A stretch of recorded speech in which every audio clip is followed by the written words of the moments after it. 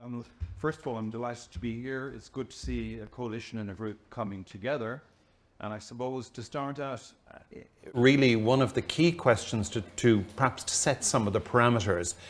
By and large, if you're here, you more or less understand that this is an imprudent, unhelpful initiative which is being debated at the moment, which almost certainly will undercut perceptions of the possibilities of life with disability and dementia, will corrode some of the solidarity that we have, that will perhaps unwittingly feed into effectively a form of personalized eugenics, whereby death is preferable to disability or disfigurement.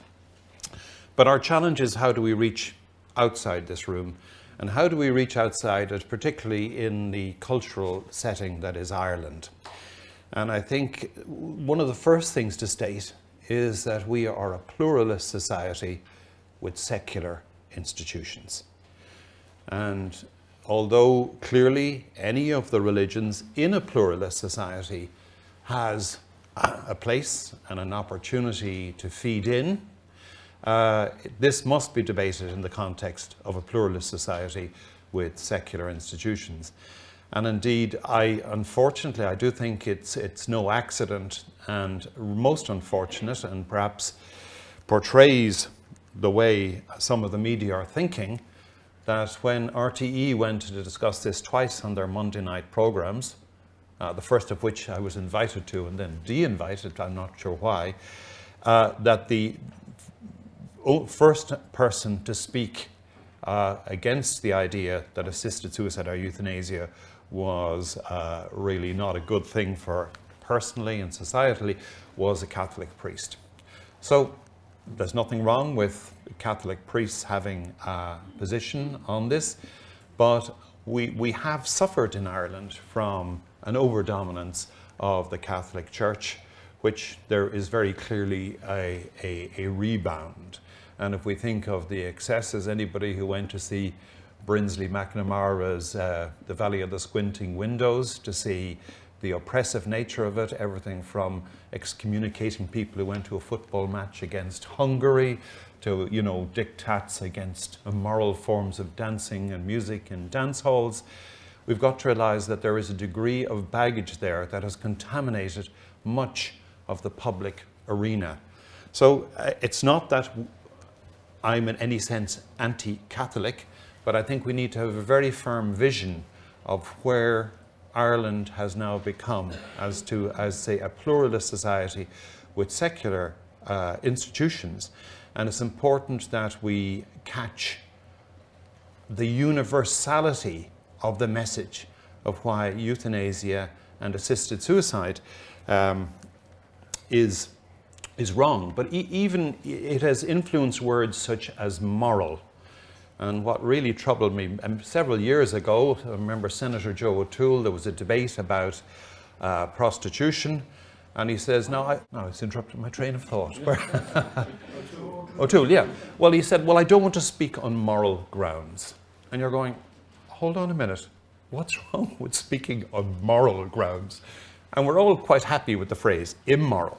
But it's clear that the idea, we all knew what Senator Joe O'Toole was saying when he spoke on moral grounds, and the idea that moral was somehow or other linked to confessional thinking. And I have to say, I have some concerns about the impact of all of this on ethical articulacy within the healthcare professions. So I'm a Trinity graduate, and certainly when I went through Trinity College Dublin Medical School, there wasn't a single formal word on ethics, not a single formal word. Now, what I would say is mostly as I went through my training, as I went through as a medical student, I saw good ethical practice. But what's missing in the mix is an ethical articulacy, an ability to debate, an ability to take both sides of an argument, to formulate, to understand the foundations very much of ethics. And indeed, It's interesting, I started one of the first ethics courses, and the university nearly had a significant challenge because I managed to get a grant to work with somebody in the School of Theology, and the idea that there was somebody, again, a philosopher in the School of Theology. So there is a degree of pushback and kickback, and I think we need to be mindful of that. I'm presuming in the room here, people, as I said, the danger is we talk within an echo chamber and don't diffuse this out in language that means something to others. The danger of the lack of our ethical articulacy in doctors, I think, is now being reflected in the Medical Council. And I think there's some significant concern that the Medical Council, in the lack of vivid debate, is taking positions whereby that which is legal is ethical or permissible for doctors. And again, it's almost on the assumption that in a liberal democracy, that which is legal will be ethical. Well, we can find in many liberal democracies areas of practice which are considered to be legal, which we would see not to be ethical. And indeed, it is not illegal to have a sexual relationship with a consenting adult, and yet it's very clear that when the concept of an asymmetrical power relationship of a doctor and a patient is that this would be considered to be unethical.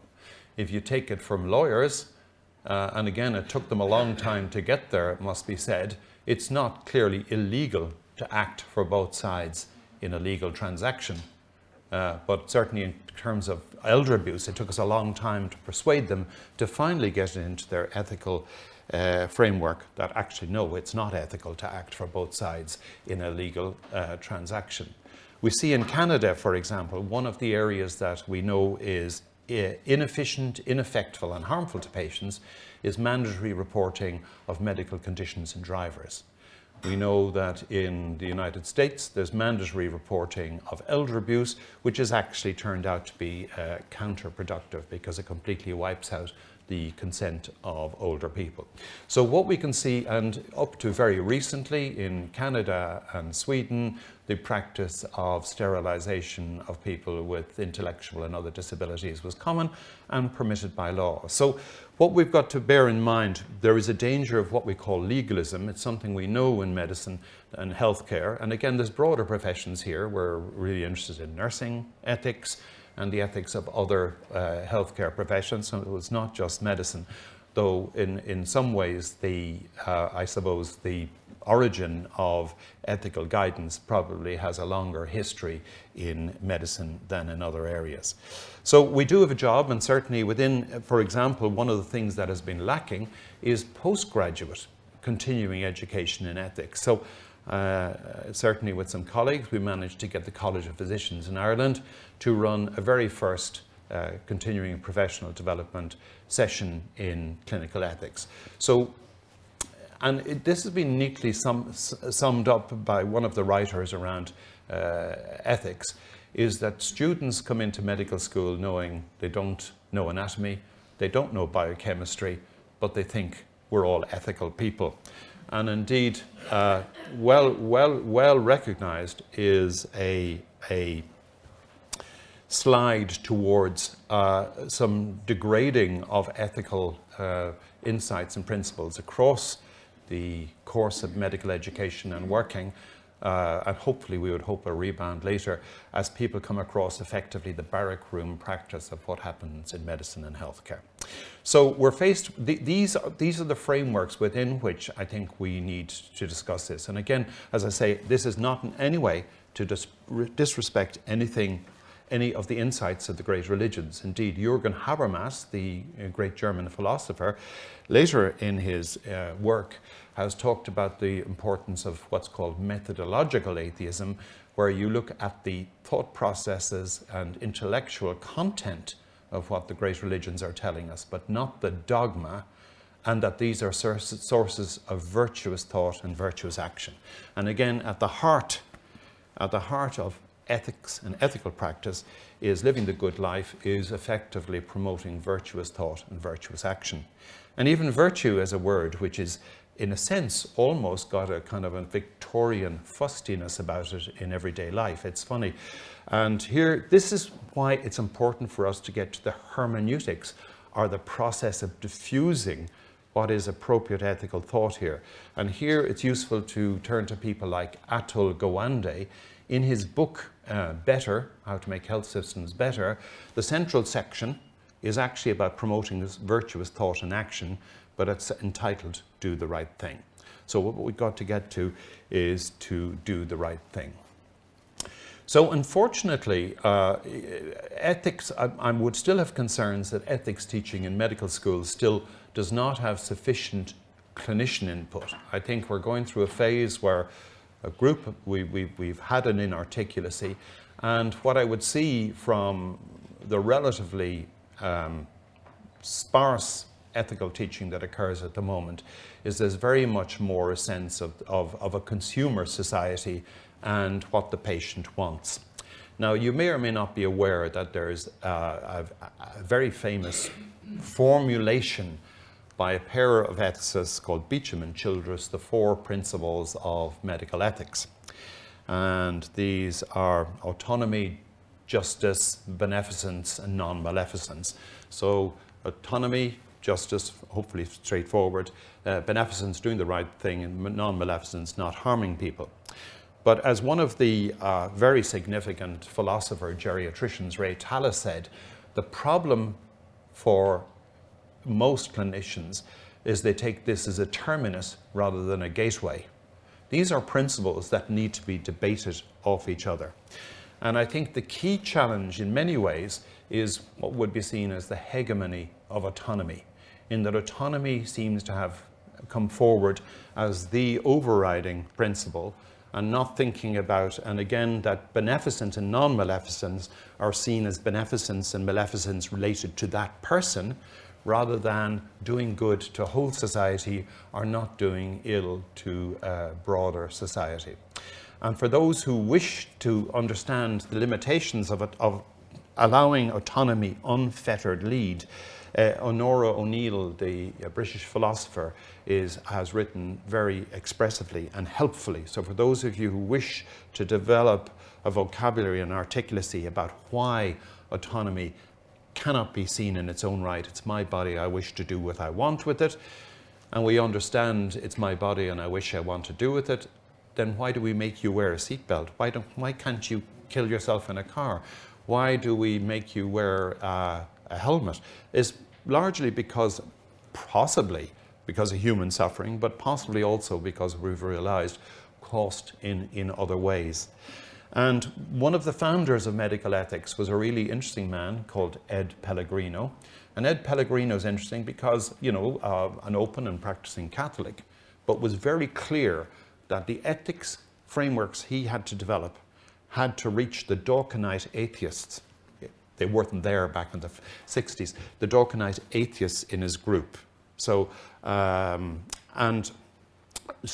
autonomy, and one of his great phrases is, all autonomy is exercised in the embrace of others. So it's this sense that what we do, each of us, has a stronger meaning. And probably the most important quality, and again, one that has an almost Victorian ring to it, but what the Greeks and Romans thought to be the primary of the virtues is prudence. Auriga virtuum, the charioteer of the virtues, a sense and perspective of the implications of my actions on myself and other people. And we all know, for example, the bank crash wouldn't have happened if people had behaved prudently. And the whole question, to a certain extent, is what would we be doing if we allowed assisted suicide and euthanasia to become more common?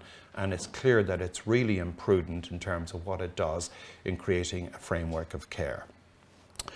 The challenge, to a certain extent, is on those who promote this, is Nietzsche wrote that convictions are a greater enemy of truth than lies. So what has been, for those of you who watch some of the debate here, is the complete failure of the advocates to recognize not only is it a slippery slope, it's the opening of Pandora's box. And what we've got to remember that in Pandora's box, what was left when it was opened was hope. But actually, the signal feature of much of the discourse of assisted suicide and euthanasia is actually despair. And hope was the piece that was supposed to protect us from all the vices and ills that were released. And if we're actually extinguishing the piece that was left in Pandora's box. So it's looking to a future and despairing about a future. And that is the real worry. And it's failing. What has struck me time and time again is how the advocates refuse to accept that virtually every jurisdiction, eventually, it begins to spread out into mental health, it spreads out into children, and now we're seeing it impacting. We see from Oregon that financial considerations were an increasing part of why people were turning assisted suicide. We've seen this in Canada as well, around homelessness. And so it's really important that we work out a language. And I mean, the challenge is there's so many reasons this is wrong and imprudent and unhelpful for us as we age. And the disability sector has a very nice phrase for people like myself who were able to cycle in this morning. We're the presently able-bodied, okay? So we all contain illness and the seeds within it. And Susan Sontag has written in a very, very interesting way in her illnesses metaphor, is how the importance of how we perceive illness and disability feeds into the wider system. So she talks about illness being the night side of life, a dual citizenship which we all share. But it's impossible to take up residence unprejudiced by the lurid metaphors with which it is landscaped. And she was talking about breast cancer in the 1980s, where people didn't survive in the same way, there weren't the same opportunities. And she rightly teased out that if we're nihilistic about something, if it's life with dementia, life with disability, that politicians are smart. They feed into what we think is worth doing and they ignore that which we don't think about. So we need to think about where this feeds into. So that's my first kind of introduction. And my second part really is around, I'm really interested in the area of dementia. I've worked in the area of dementia for over 40 years. I'm utterly fascinated by it. I was fortunate in many ways as a child. All four of my grandparents developed dementia in later life. And I could see as a child, I wasn't frightened of them. I could see they retained personalities, they retained humor. Sure, they lost things. I could see my parents' concern. I could see the framework of intergenerational support. And I've always been fascinated by the internal life and possibilities of life living with dementia. It's clear when you look at the thing called DEMQUAL, a quality of life scale developed for dementia, is that the quality of life for people living with dementia relates very well to that of the general population. There tends to be a dip around the early stages when people realize they have it. So nothing causes me a little more heartburn saying, isn't it terrible for him? Of course, any illness is bad, but isn't it terrible for him? Actually, maybe it's not so terrible for him in his own mind and his life. It is hard for those around him, just as any other illness is. And the danger is that we make it worse. And what really concerns me is the romanticization of assisted suicide and euthanasia in the context of ignoring the poor care that is involved. And in particular, I don't know if any of you have seen Amour, and I'm happy to send the piece I've written about Amour for the BMJ, which is the French film, much lauded in circles, liberal circles, all sorts of awards. Troublingly, even the Austrian Geriatric Society gave him an award. I think that was patriotism rather than thinking clearly. But it's a couple who live together, very upper middle class, into music. The film is expertly done in terms of a cineast. But actually what happens is she gets a series of strokes with a vascular dementia. It's clear that he doesn't get any formal support or care in terms of interpretation and everything else. And when it comes to the end, she starts saying, Mal, Mal. Now, those of you who speak French and would have an understanding of aphasia would know that I have a sore leg is j'ai mal aux jambes. So she might have been saying, I'm existentially sad and no longer wish to continue, or she might have been saying, I've a cramp in my leg. And what we get is very similar to $1 Million Baby, where it was lauded in many ways and seen as morally appropriate that Clint Eastwood should euthanize Hilary Swank, where she's depressed, she's got pressure sores, and she's a horrible environment. Why doesn't he take her out to a baseball match or basketball match or something? Do something to enliven her life. So the worry is, for me, in many ways, is, and we've seen it recently in the Irish Times, big article about not wanting to be in a nursing home, not aware of anything, and not understanding that people grow with their illnesses, and we need to learn that we have what's called a malignant social pathology towards dementia. So a very important book, and again I just have to use this as an aid memoir, by Tom Kitwood in 1997, is called Dementia Reconsidered. And it talks about the malignant social pathology we've adopted towards people living with dementia. And the first word he uses is treachery. Now, funny, he has a list of things that we do in our social framework towards people living with dementia. And when I was showing the list to the students, and again I'm happy to distribute the slide, I almost found treachery too hard and I put it down at the bottom of the list.